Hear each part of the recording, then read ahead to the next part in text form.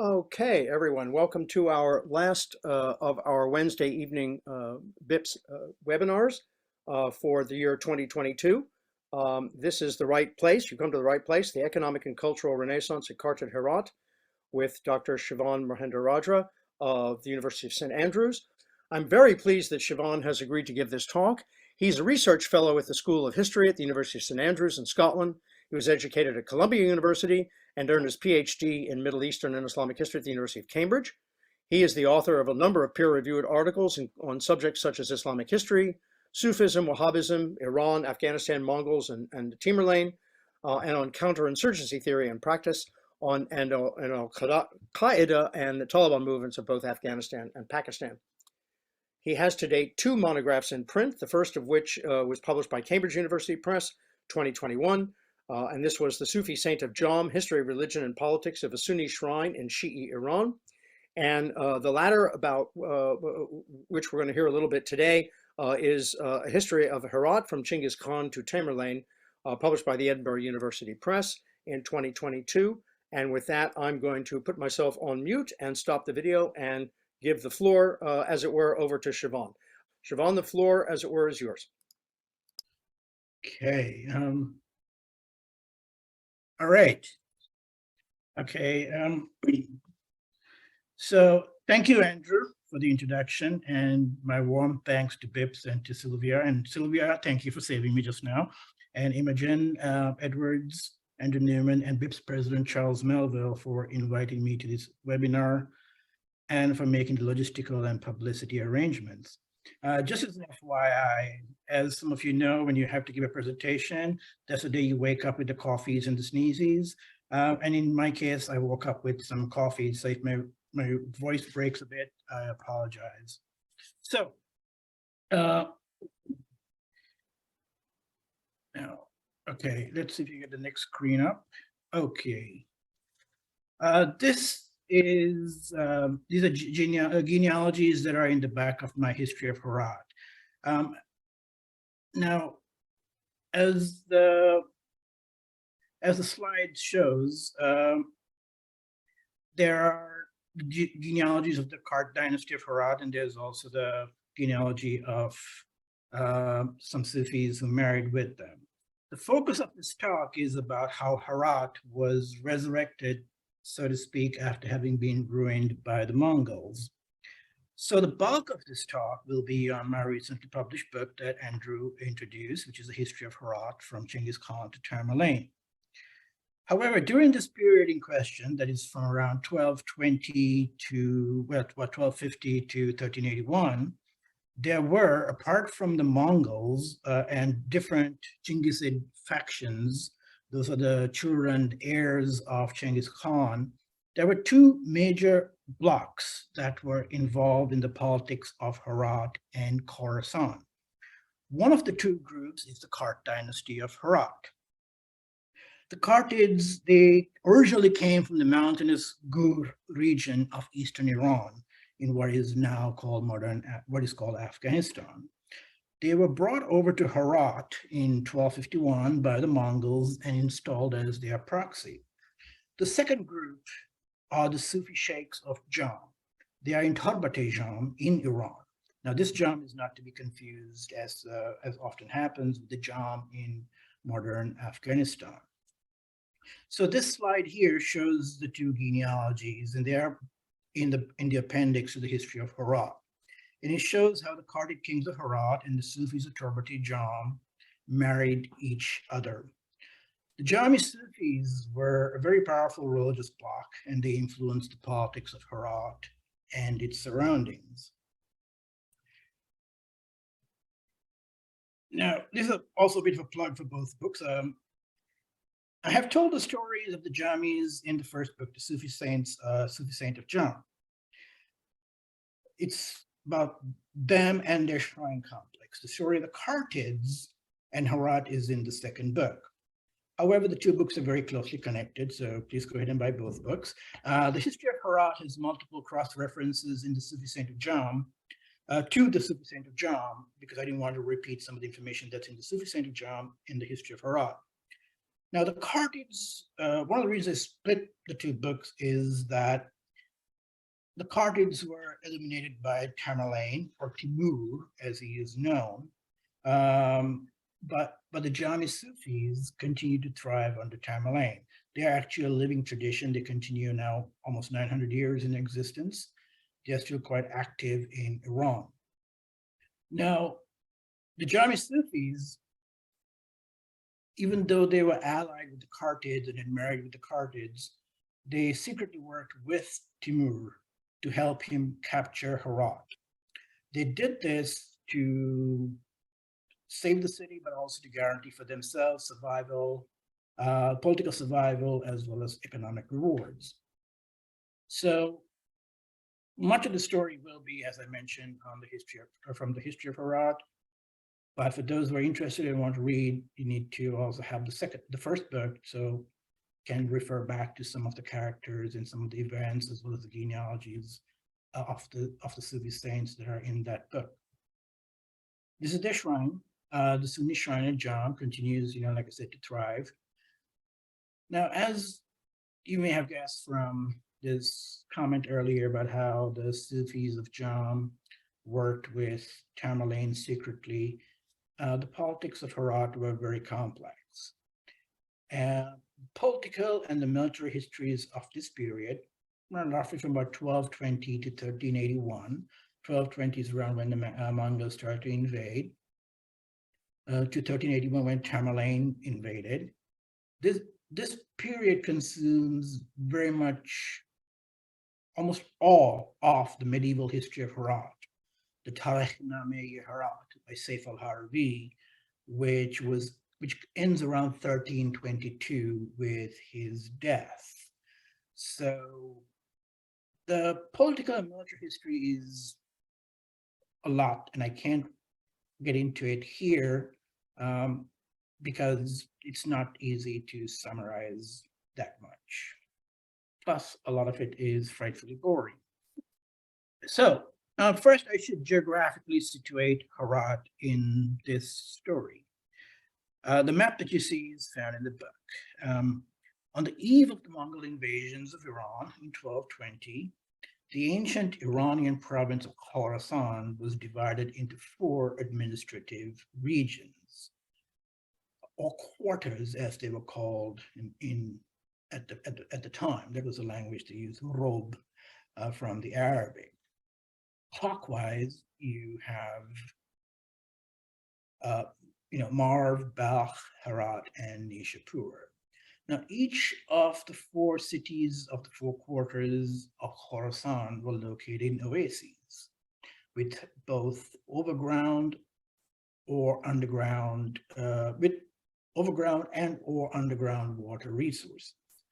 Now, the medieval economy was largely agricultural, so water was critical not just for human survival, but for the local economies. Now, I bring this up is because water is very central to this story.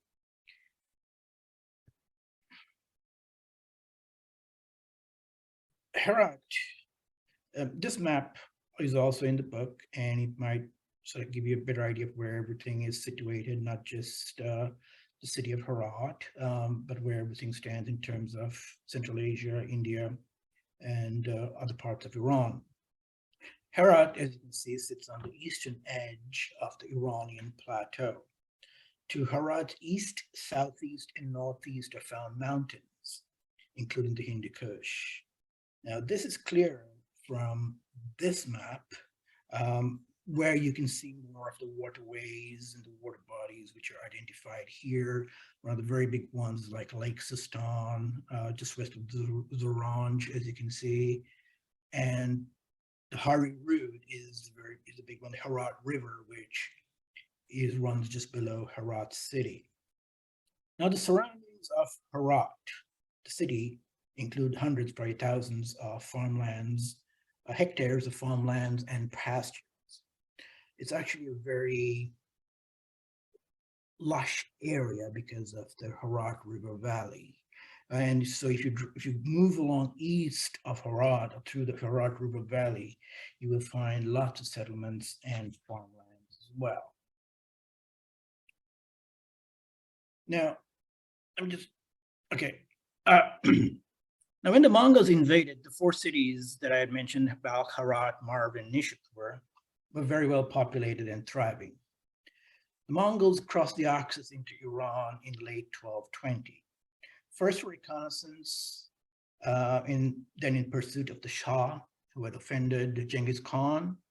And then Chingiz Khan crossed the Oxus in winter 1220-1221 and initiated the siege of Balkh. Now, I cannot get into this complex sequence of battles and sieges and about which Mongol army was deployed where and when.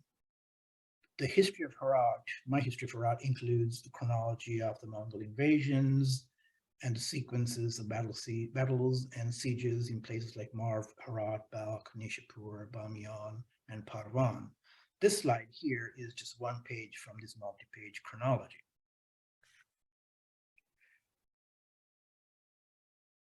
The main takeaway of the Mongol invasions of Khorasan, with respect to the focus of this talk, is that cities, villages, farms, and hydrological systems were ruined, and Khorasan was depopulated. As you can see from the slide, by deportation, I mean that the Mongols took young women, boys, able-bodied men, and also people with skills, craftsmen, artisans, engineers, while other people fled to safer parts of Iran and to Anatolia, India, Egypt, and the Hijaz. But with people gone, either through death, deportation, or having become refugees, the local economy basically collapsed. Now, Professor Peter Jackson, in his book, a wonderful book, The Mongols in the Islamic World, devotes an entire chapter to the subject of depopulation and to analyzing what the contemporary as well as the latest sources have said about the carnage inflicted by the Mongols.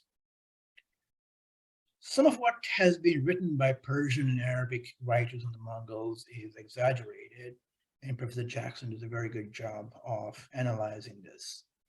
Now, with respect to Herat, for example, claims of medieval writers of 2.4 million people being dead, being killed is, poppycock.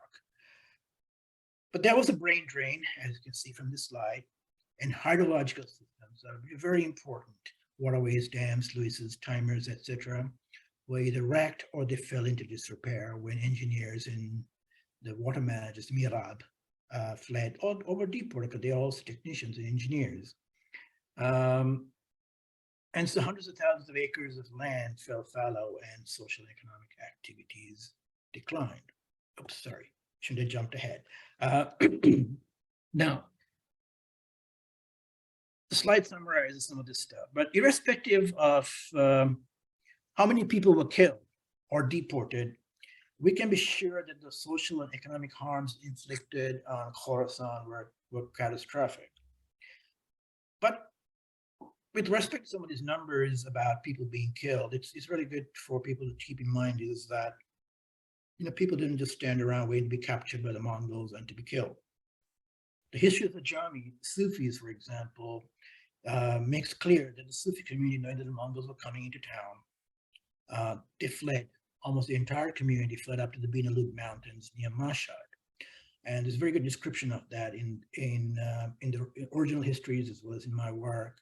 So we can be sure that there were other villages who also fled up to the mountains of eastern Iran, Ghur and other places, and the Panjshir, for example, and other parts of the Hindu Kush to avoid the Mongols. There were also people who were better placed financially, and they, again, we can go back to the Jami Sufis, some of the shaykhs who had the money. They packed up and went off to India or to the Hijaz or Anatolia. And actually, those who went to India, they established long-standing ties with the Delhi Sultanate and with other Indian Muslims.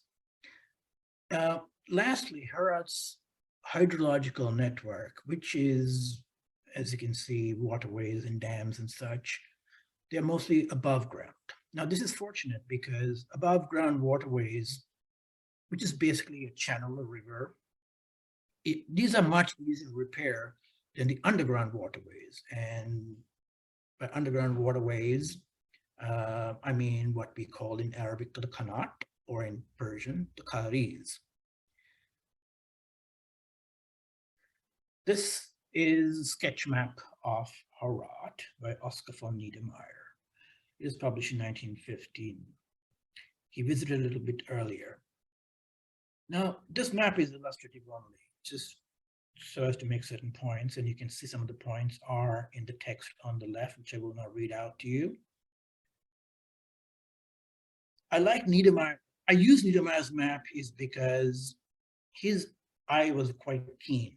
He was a spy for the German government, military. His eye recorded details that British Army officers and British intelligence officers did not notice, or if they did notice them, didn't bother to put them in their sketch map. So Niedermeyer's map, for my purposes, which are to get into more in the book, is actually quite brilliant. His keen eye was very helpful. But the thing that I want you to kind of absorb from here is the dimensions of the city and its general layout. Pre-Mongol Herat had a square inner city. It's very rare in that respect, not rare, but unusual to have square cities. So perfect, almost mile by mile, with walls, gates, bastions, and towers. This is the way it was laid out when the Mongols attacked.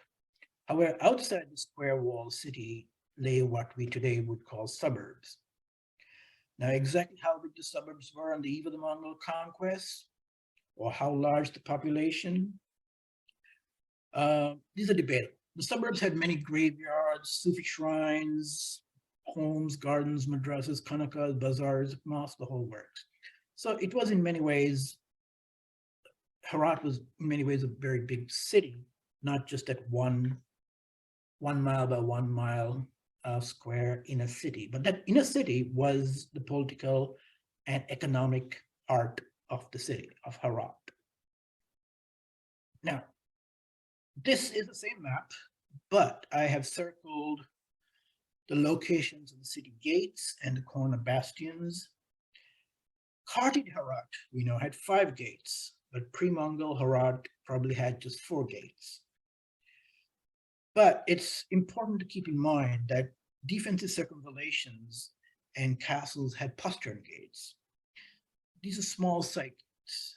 These gates basically regulate pedestrian traffic, and they may not be recorded by geographers and historians the way they identify the principal gateways. The principal gateways are, as you can see, east, southwest, and then in the northwest, and later on the northeast as well.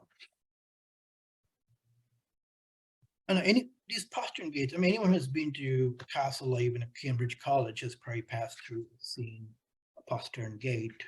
Many posterns are small, which force a person to bend over a bit in order to enter. The goal is to make it difficult to charge inside with your sword while bent double. So there may have been a 5th gate in the northeast, but was not recorded. Now, and I'll explain why I'm going through this exercise in a jiffy. Now on this slide, you can see basically what was, we want to get into what was destroyed and not destroyed by the Mongols. And part of the reason for this is that there is sort of exaggeration in the histories that the city was, millions were killed and was just completely ruined and flattened and so on. Not entirely true. So let's go through this here. The inner wall city, was large, as 4 miles, or if you do the new money, 6 kilometers, with a mound. The mound was probably like 40 to 50 feet high.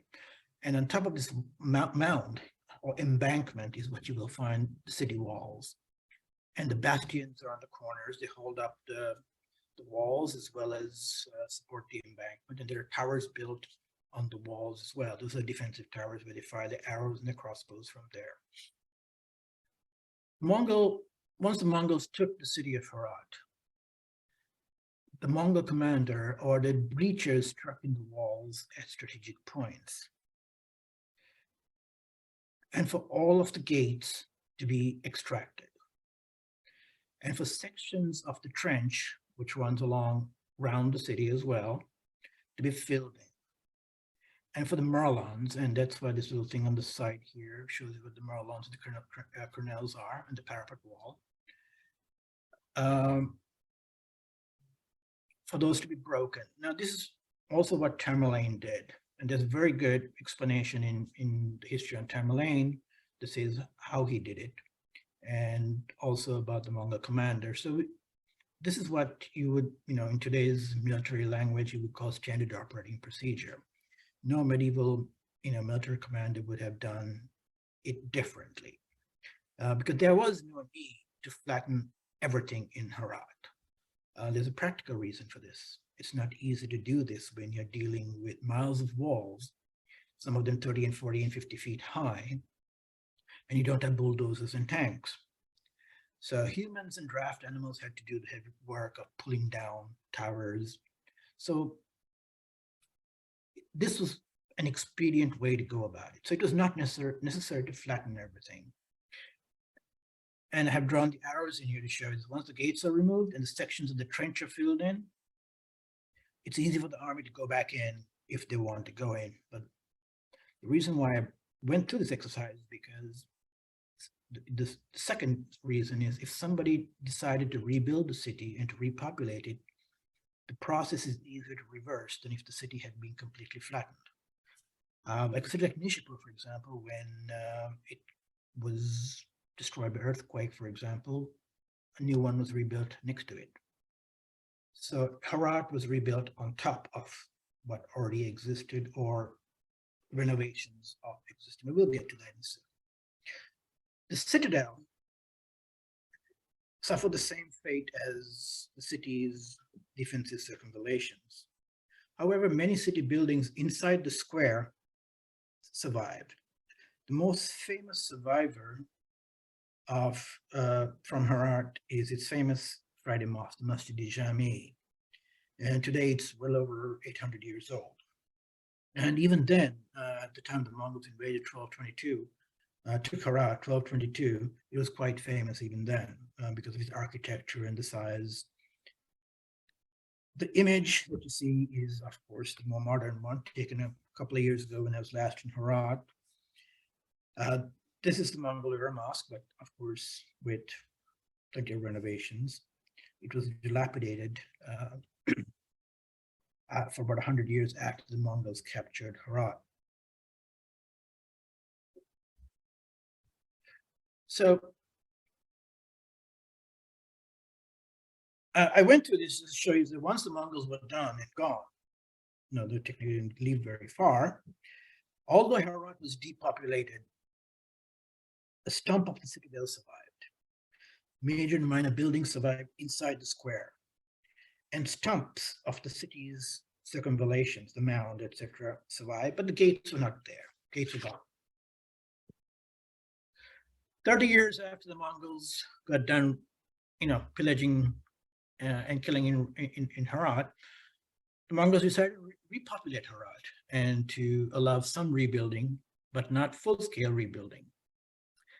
Now, I'll explain why they didn't, about the full-scale building business later. This slide shows the three key reasons for the Mongols' decision to revivify Herat. They wanted to develop the economy, tax, bring people back, draft them, and they wanted to extract merchandise that was produced in the Herat Quarter. I get into more detail in the book on why the Mongols did this with respect to Herat. The best study in Mongol imperial policies and why they decided to rejuvenate cities like Herat, Iran, and also in China is by Tom Olson, titled Mongol Imperialism. Late Tom Olson gets into the nitty-gritty of Mongol policies on taxation, conscription, and centralization. Now, the candidate chosen by the Mongols to rule things here in Herat was Shamsuddin Muhammad Kart. He was a loyalist. He was a Mongol loyalist. He was originally from Gur in the mountains of eastern Iran. He was given a yarlig, which is a ruling patent, money, arms, etc., and sent off to Herat to implement the Mongol Khan's will. Now, this was easier said than done.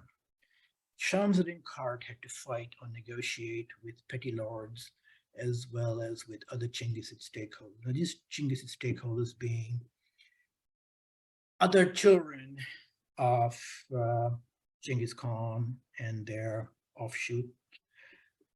And there were rivalries among the heirs of Chingiz Khan, petty jealousies, intrigues, great deal of violence. There was banditry. So the area in and around Herat was actually quite unstable and with violent, with bands running around pillaging and robbing anybody they could. And as such, that contributed to depopulation, to continued depopulation, because nobody wanted to come back to a place that was anarchic. So Shamsuddin Kart and his successors had to develop a network of petty lords that recognized Herat's authority over them. They had to either fight them or negotiate with them. And the security in the region waxed and waned. There were times when it would be very good, sometimes when it was pretty bad. The situation that the Kartids faced was not unlike what was going on in Afghanistan. And that's why I have the quip up there. It's hard to do nation building while being shot at. This is actually one of the things that people used to say in Afghanistan. And it's quite true also for the Kartids, because this is exactly what they faced for decades. They were trying to establish a political system, to repopulate the city, to help the economy develop, rebuild a little bit.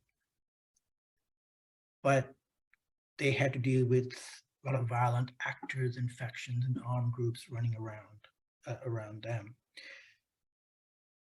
So the political military histories of the Kartids and the al-Khanids consumes about 5 chapters in my history of Herat. I didn't really want to have to write that much political and military history, but if I didn't do it, I would not have been able to contextualize properly the social and economic developments that came later. So chapter 1 of the book is about the Mongol invasion. That was essentially that down. Chapters 2 to 6 cover the periods from 1220 to 1381. 1381 is when Tamerlane took the city. Now, this is obviously a very long and complex history. I have Charles Melville's quote down here because I think it's an interesting quote, because it sort of encapsulates really what the Kartids faced while they tried to rebuild Herat. Now, he was talking in general about Iranian history, but I think it applies, or at least it sums up what the Kartids are facing. Here the Kartids were trying to rebuild the city and to reinvigorate the agricultural economy. But the city of Herat and its surroundings were raided many times by predators, including Mongol factions from Central Asia. The Mongols, they had a network of petty lords. It took them a while to build up a group of people who were loyal to them. I refer to them in the book as bandagan, which is an old term from Farsi, means bondsman or loyal bondsman. However, there were a lot of rebellions even among these so-called loyal bondsmen. Some of the bondsmen were not always loyal and were rebel or defect to this or that Mongol faction. And then there were intrigues in the Mongol court, there were intrigues in the Kartid court. There was also a coup d'etat that was planned by the Sufis of Jam that deposed one of the Kartid rulers. The Kartid court in Tabriz was also rife with intrigues and factionalism, and that impacted on events in Khorasan as well as in Herat. And then the Mongols refused to allow the Kartids to rebuild within the 4 square walls. Anything that was built had to be built outside the square walls. So that's why I mentioned Charles Melville's comment, because the main stuff of history takes up almost half the book of trying to talk about all these rebellions, the factionalism with the different groups of Chingizids, the intrigues in the Kartid court, and the coup d'etat. But security was paramount. No security, no cultural or economic development. I mean, it really was as simple as that. Because the predators, as you can see from the screen, they didn't just come in and rob people and leave. I mean, they pillaged, murdered, and they took people as slaves, because human beings were commodities back then. You could buy and sell them.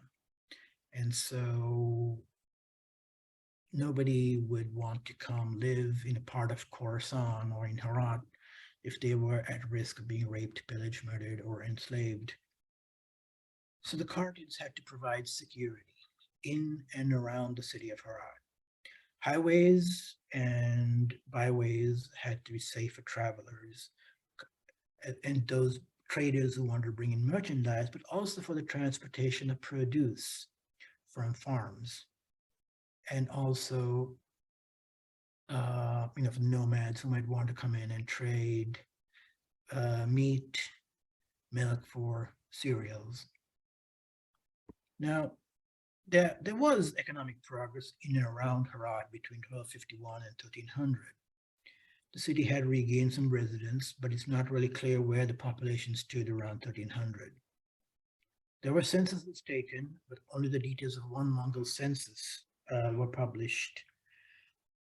We know from various reports, and sometimes vague reports, that there was economic progress. A couple of bazaars were built, several shops, and a workshop was also built, but they were all outside the city.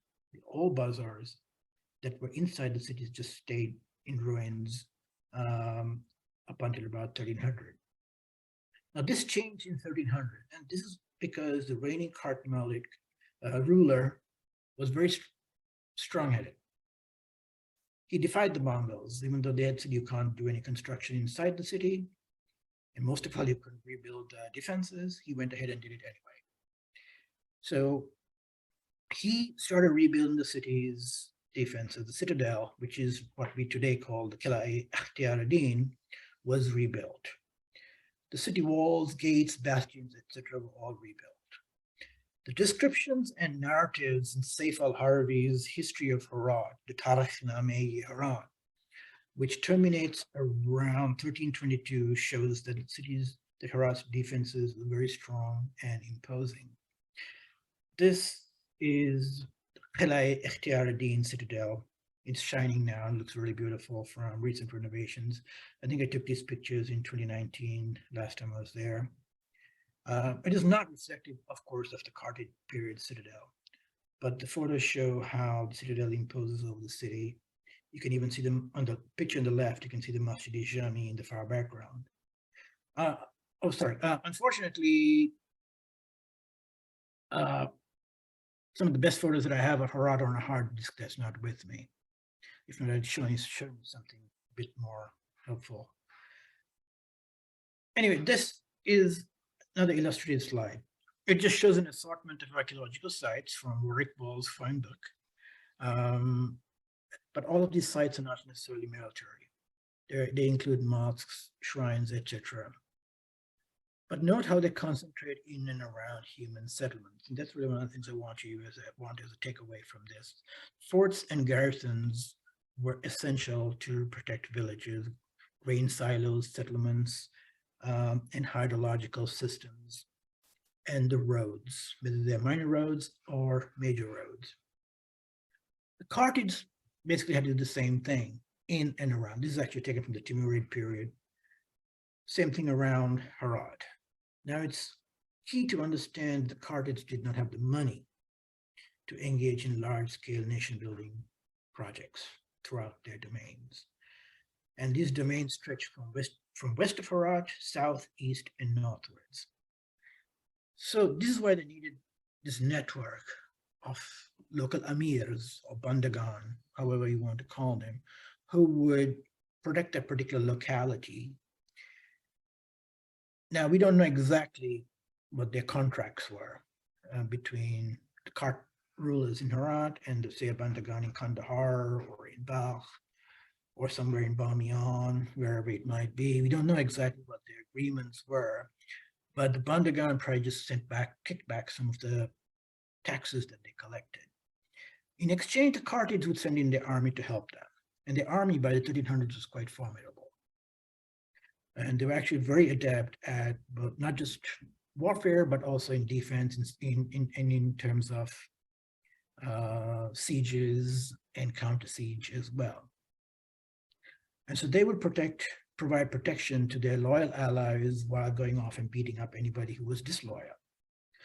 So what the Kartids created here was not a centralized state, but a loosely connected network of allies who supplied Herat with intelligence, tribute, protected the agricultural communities, and protected highways and byways, thereby allowing for people and merchandise to move back and forth.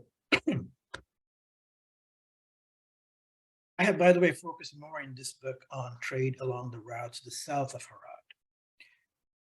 Going westwards into central Iran, and then down in the Persian Gulf, and eastwards to Kandahar and to Ghazni. The last two cities, Kandahar and Ghazni, have been historical transit points for goods to and from India. In many other studies, for example, writers have focused on Central Asian trade, the so-called Silk Route, which is why I wanted to focus on what I think is a neglected area, namely trade along the southern routes into what are today Sistan, Balochistan, and Kandahar and Ghazni, and then from there to the various passes into India. These are the waterways leading from the Herat River or the Hari Road towards Herat. As you can see, there are many water bodies. I have just identified on this map just the main irrigation channels. Here also, the Kartids didn't have the money to engage in any large-scale development projects for their hydrological network. They did engage in a few small irrigation projects, which they, with agreements and payments out of pocket, they also did such as building cisterns, dams, and developing jewies being a waterway. But they left most of the development to private enterprises, large landholders, namely Islamic institutions such as Kartids, madrasas, Sufi shrines. As some of you may know, during the Kartid period, during the Timurid period, some of these big shrine complexes like Abdul-Ansari's, and I have written about the Jamis, and then towards the end, as Robert McChesney has written about the shrine in Balkh, they were big managers of land and water. And these things originated with, I wouldn't say originated, but they kind of picked up steam under the Kartids in giving Islamic institutions control of land and water in order to let them develop these institutions, these economic resources. And of course, the government taxed these agriculture.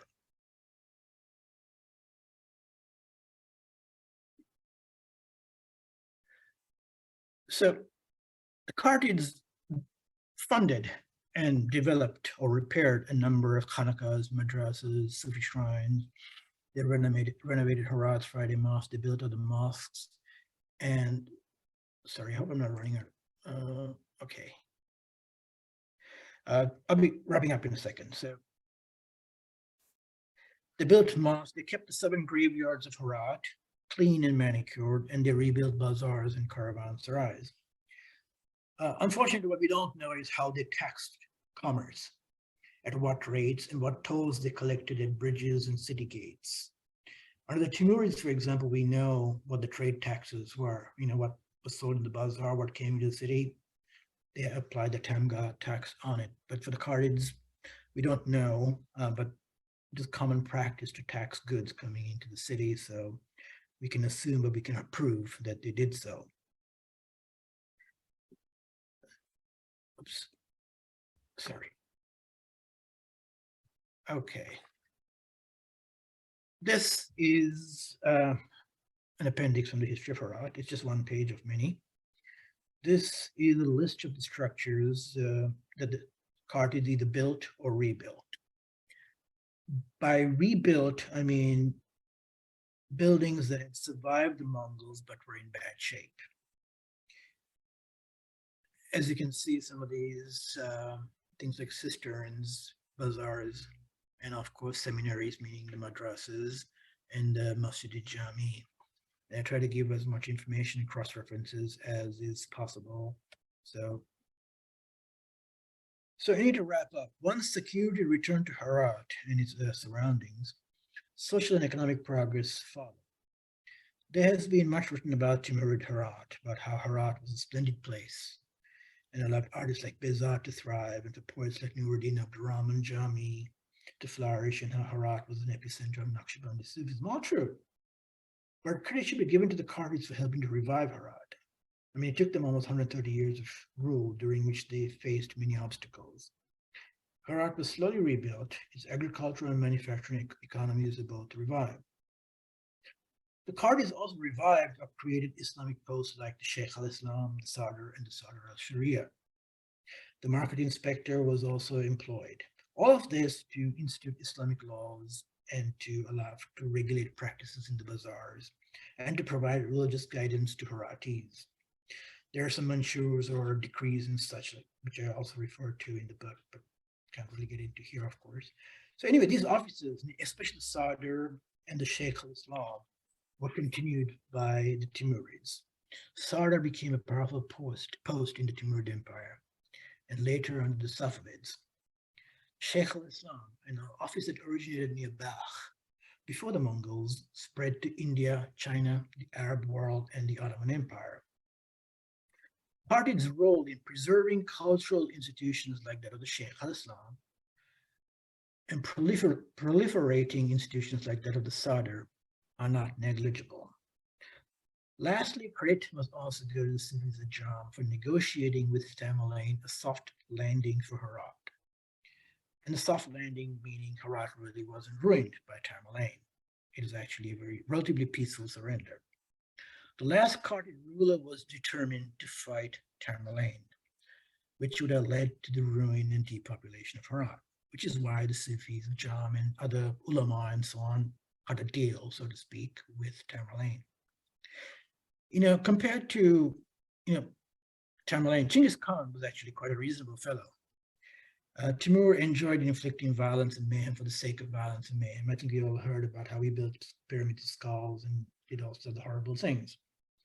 An example of what could have happened to Herat was at the city of Fujanj, next to Herat, just a few days before Tamerlane's army surrounded the city of Herat in Muharram of 783.